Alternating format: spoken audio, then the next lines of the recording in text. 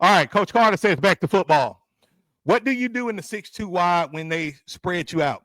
What we do, Coach, is we will flex either into the 4-4 Reaper defense or we'll go into the 4-2-5 Ring of Fire defense. Now, on the show we did last week about the 4-2-5, I like to stay in the 4-4 defense, Reaper defense, until I know that they are really a true spread team. Because most spread offensive teams, guys, most spread offensive teams aren't really spread offensive teams. They'll line up in a 3-by-1 or 2-by-1 look, and they may do like a bubble screen. They're doing, they do halfback passes, stuff like that, right? And they're just trying to spread your guys out in space so they can run in space. That's it. Like, don't fall for the BS, right? Now, there are teams out there who are true to it. There are certain teams that are just true to it, and they're a really good spread team. If they are, that's when we'll switch to a 4-2-5, right?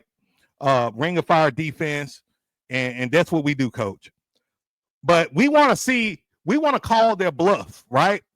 I want to know if you are a true spread team, because most of these youth football teams are not really spread teams. They just love running spread because they seen their favorite team running, or it's popular right now, and they got kids that they still gonna. And this the thing, this the stat, Coach, you need to know, okay? No matter what you see, no matter what formation they're in, they're still gonna run the ball 80 to 85% of the time.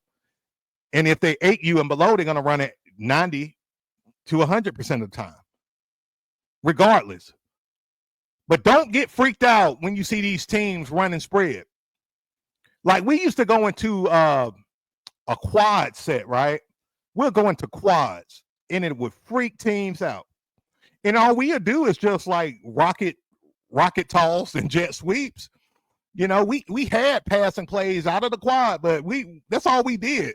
We just wanted to run it. We just wanted to get the ball to our fastest guy and run in space. So understand that, guys. Understand the stats and the math. If a team getting spread, they're not going to go quick game and pass the ball 60, 70% of the time. They're not going to do that, okay?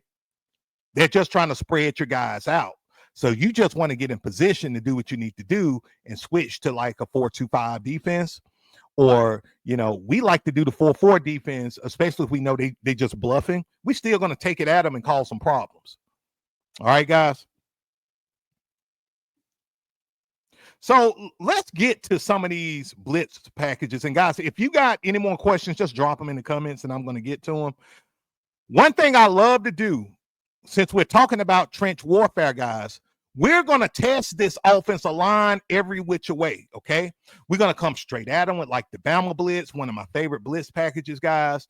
We call Bama, Bama, Bama. Our linebackers know they're going to hit that B gap, okay, guys? But then we got stuff like the Bama Twist, right? We'll still come at them in the interior directly, like the middle linebackers will get the B gap, but then we'll start twisting those defensive tackles and those defensive ends. And now the tight end is confused. Now you got this weak side tackle. They're confused. So they may have, this H-back. His job is maybe to kick out or something. Now he confused.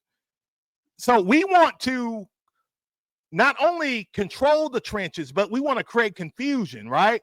Because if we really affect their assignments and we have it where they have to think, all it takes is a split second for you to do what you need to do, or your players to do what they need to do to eat and to get to the quarterback, right? And then, like, if we do Bama flood, and this is something I forgot to mention, our defensive ends, we want to target their best ball carrier, which is usually the running back, right? We want to target their running back because, look, again, we want to shut down their running game. If we cripple their running game, we want them to become a pass-oriented team. Why do we want them to become a pass-oriented team, guys? Let me know in the comments. Why do we want them to become a pass-oriented team? And let me give you a tip. If a team runs the ball 80 to 85% of the time, or 80 to 90% of the time, right? And then we shut down their running game. We're controlling the trenches, and Lord, don't let them have a weak offensive line, right? We're shutting down their running game. What'd that do? That forced them into a pass-oriented team. And once they're forced into a pass-oriented team, now what's going to happen? Ooh, I like these answers. I like these answers. I see turnovers. More opportunities for turnovers. Most youth football teams will turn the ball over if they have to throw a lot. Man, y'all got it. Y'all got it. Coach Nielsen said it makes them one-dimensional. Drift says shut down run games translate to free air balls with our athletes. Exactly. More beast points. I like that. That's what it does, guys. So when you're shutting down the team's running game, you want to force them into becoming a pass-oriented team, right? And when you do that, now you can go into one of my favorites, 6-2 cloud. We call cloud, right? Now those middle linebackers, now we only have to send 6 guys, right? Now we're only sending 6 guys because we know they're going to just throw the ball, heave the ball up. The quarterback shook. Because by the time you go into the 6-2 cloud, usually like the third quarter, right? End of the second quarter, the quarterback shook. He don't want to play no more, right? He want to take off his equipment and he want to go to Chuck E. Cheese where a kid can be a kid. That's what he want to do. He want to go to Chuck E. Cheese where a kid can be a kid. He don't want to be a quarterback no more. He just want to be a normal little boy, right? And then we could go into our cloud look and have those middle linebackers play the seams. I would kind of like for them to play the hooks and curls because teams like to run this tight end and do like a tight end pop pass, something like that. And when we send in 6, you know what happens to that quarterback? You know what the quarterback going to do? That quarterback just going to throw the ball up, guys. He's just going to get the ball. He's going to blindly heave it the direction of the wide receiver. He's not even going to throw it with precision. And then by the time, and before you know it, you got 1 interception, 2 interceptions. Then the quarterback, he really shook now because he don't want to throw another interception. So he's trying to just make a play. Now he's fumbling the ball.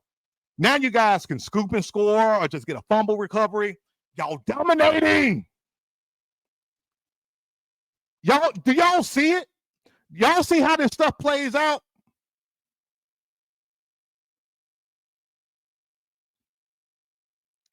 Put a 1 in the comments if this is making sense to you. If this is making sense to you, put 1s in the comments. Or hit that like button. Do me one better. Hit that like button. Great question with Coach Winters. How do you develop a D-line with inexperienced players or less skilled players? Now, that's a great question because I'm literally going to make a video either this evening or tomorrow talking about this. What we do, Coach, is we love to put our kids in adversity at the beginning of the season at our practices, okay? So we do a ton of 1-on-1 drills. We do 2-on-1. We love 2-on-1 drills, 3-on-1 drills, right? Think about this movie, and I know all of you guys have watched this movie. If you haven't watched this movie, let me know so I can like freaking we D up, guys. We're gonna D up. The movie 300. I know all of you guys have watched the movie 300, right? There's a scene in the movie 300 where the Spartans are training. This is like near the beginning of the movie, right? And you had that one Spartan fighting like 3 guys. Y'all remember that? And he was getting his ass kicked, but he didn't give up. He just kept fighting, right? Y'all remember that scene? So you know, and it's one of my favorite scenes in the movie that a lot of people overlook. This one Spartan is fighting like 3 other elite dudes, right? And those 3 other dudes or 4 other dudes are taking it to him. Dude on the ground, he getting kicked in the face, right? He getting his tail whooped. He on the ground. What do? He get up. He tries to scoop and dunk another dude, and he start fighting, right? That's what we do at practice.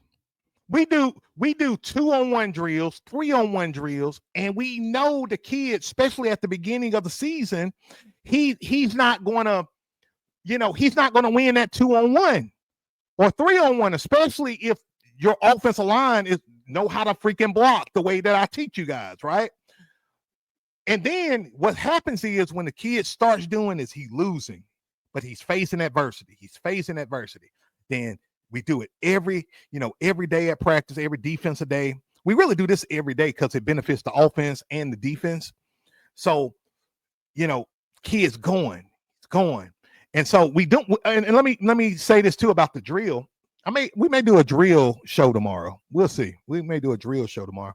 But the objective usually with the 2x1 and 3x1 drills, a lot what you see online today, guys, is that we want that defensive guy to get penetration, get to the pad, right? Get to the pad, get to the ball carrier, so on and so forth. That's what we do. So what happens is the kid, he goes through adversity week 1, week 2. Then by the end of week 2, week 3, you're seeing that kid fight. Now he's breaking through. Now he's pushing that line back.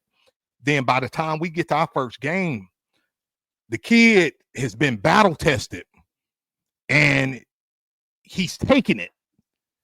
He's taking it to him, right? So that's what we do. And coach, let me answer this. Also, do you prefer 3 technique or the 4 technique with your defensive tackles? I personally like 3 technique. I always like the 3 technique. My homeboy, who is a high school coach, he always talks about 3 technique. I've been doing 3 technique for a long time, but I love 3 technique, coach. Great question. Yeah, and so, coach, like when you put your kids in adversity like that, and this is why I tell you guys, like don't get yourself stuck with practicing soft. Like you want to put your kids in adversity at practice. Okay, let me give y'all a fun fact about something. So back in 2013, I used to work security at this museum, right? And my supervisor played football for Bear Bryant, the great Bear Bryant. I hope y'all know who Bear Bryant is, right? Former coach, University of Alabama, right? Legend. And we used to always talk football all the time. And he said one of the things Bear Bryant used to do is they practice so hard. He'll have them go into the gym, the Coliseum, lock the doors of the Coliseum, and they practice for hours on end, right? And of course, this old school, they regulate a lot of these things now, especially at the college level. But they'll practice for hours. And he said they would be so sound and so trained that when they play games, it don't even feel like a challenge. He said it don't even feel like a challenge because they practice so hard. And y'all know my motto. Y'all know my Eric said I'm not even a Bama guy. You practice so hard that you're just dominating on game day. That's why I say, like, the guys who practice really soft, and I hate using the word soft because a lot of the ego-driven guys say, oh, you're soft. I hate that word, but it's true in this context that if you're practicing and you're like half speed and you're like, oh, it's okay, little Johnny, hey, man, you'll get them next time. Guess what's going to happen? When you play against a team that practices hard and under adversity, that team is going to get drugged. And an example is going to get made out of you that day. That's just how it works. You win games at practice.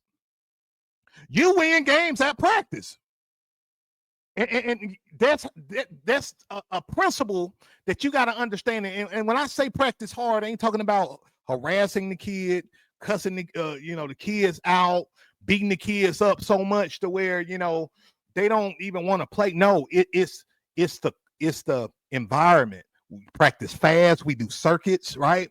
We do 1-on-1s, 2-on-1s, and when we're doing that, we break the kids into teams. So the kids always got somebody cheering for them, right? This reinforces good behaviors, good habits, and it reinforces teamwork. And then you start seeing leaders emerge. And then you start seeing your players who come to play football and they may lack a little skill or lack a little confidence. They start to build that confidence, right? They start to build it. You know why? Because now they know their brothers on the team, or, you know, for you guys who got girls playing football too, their brothers and sisters on the team are cheering for them, right? And now momentum is happening. And now by the time you play your first game, you got a whole team on your hands of dogs.